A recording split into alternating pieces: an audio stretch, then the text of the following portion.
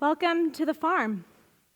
I'm here with you to share about how gardens can be places to preserve culture and build community.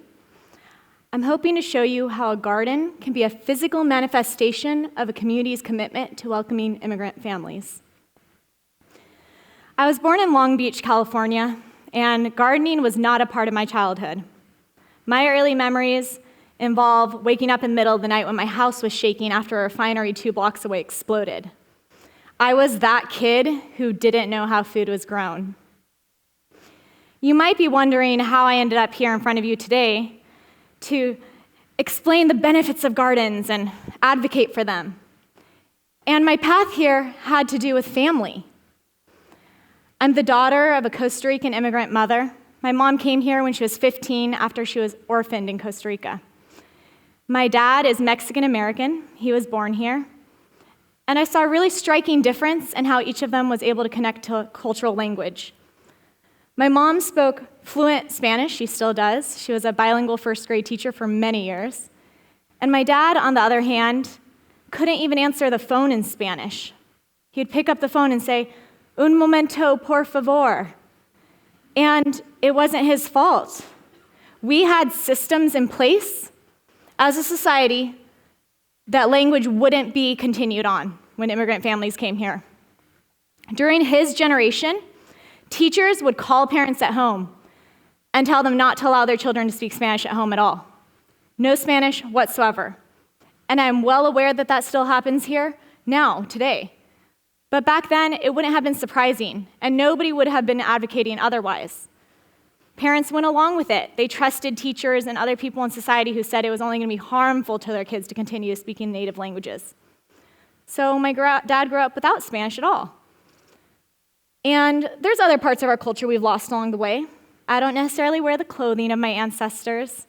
I may have lost some storytelling abilities or other forms of art such as music.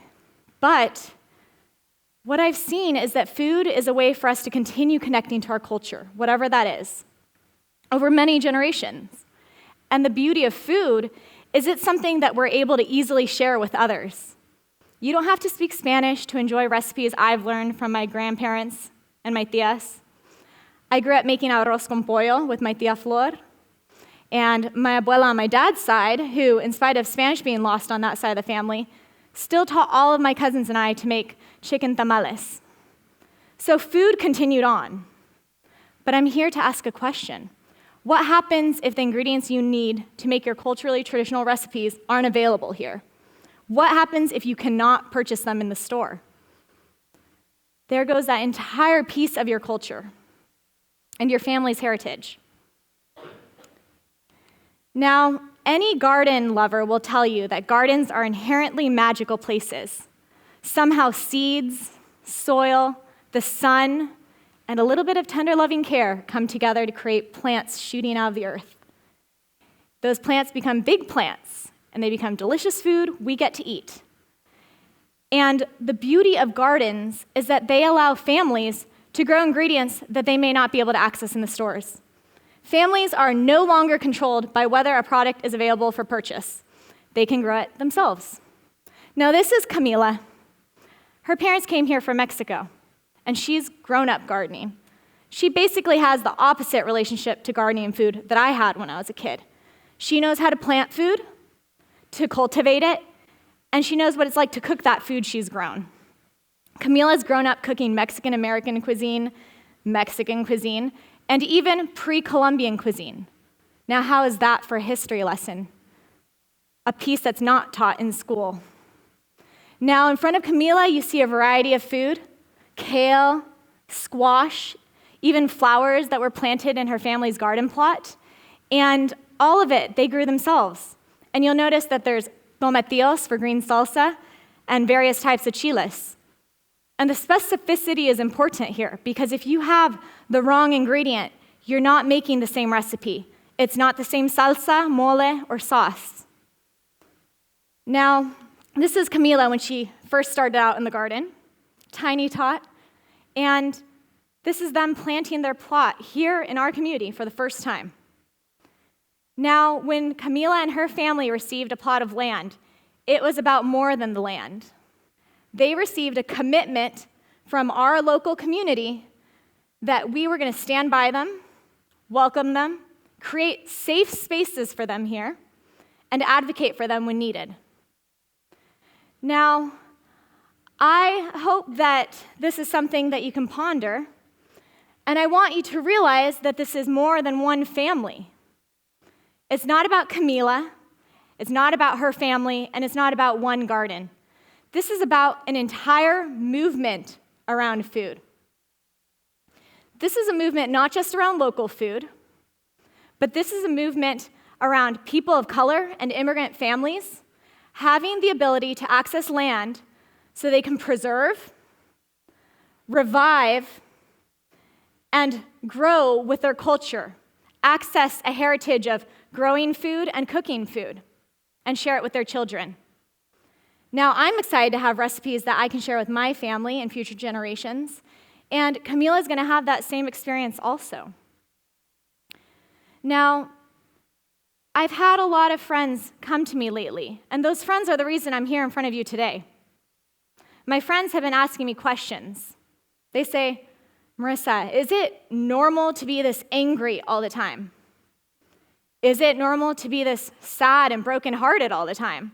They tell me how they open their computers and they get so distressed that they're having to just not touch them at all. That the news is so stressful that they avoid it at all costs, even if it means being uninformed. And what I've said to them is that that is normal for the times that we live in. I myself vacillate between nausea and tears when I listen to the news. I hear another story of children being separated from their families, never to be reunited. Another black man being shot. It is overwhelming. But I'm here today to tell you that we have power, and it's time for us to take it back. Our communities don't have to be controlled by a national rhetoric. Our communities don't have to be controlled by national politics. We get to choose what kind of community we're going to live in through our own individual actions. Now, when you leave here today, my goal is that you'll go become gardeners yourselves, but not necessarily in the dirt. The garden in your community might not be a garden at all. It might mean that you advocate for legislation that helps protect immigrant families in a crisis. It might mean that you help advocate for a cultural center to be built when other people are saying only the basic necessities. Because immigrant families don't come here as just a piece of themselves, as a shell, as their body. We're talking about entire human beings, and their histories deserve to be preserved, respected, and honored. So in your community, when you hear mumbles and rumbles of rumors that people need help, that's your time to shine. And I'm not saying to take the reign yourself. Let your community guide you. And when you hear a call for action, that's your time to show up. Help advocate for immigrant families. Help create spaces, whether they're actual gardens or other safe community spaces where immigrant families can connect, build relationships, maybe teach their children who never learned Spanish how to speak Spanish. Whatever it might be, you have an opportunity to make a different decision. Instead of being overwhelmed, find ways that you can change the narrative in your local community. So I hope that each of you goes out into the community after this talk and you look for ways to plant seeds. And then you stick around long enough to see everything that sprouts. Thank you.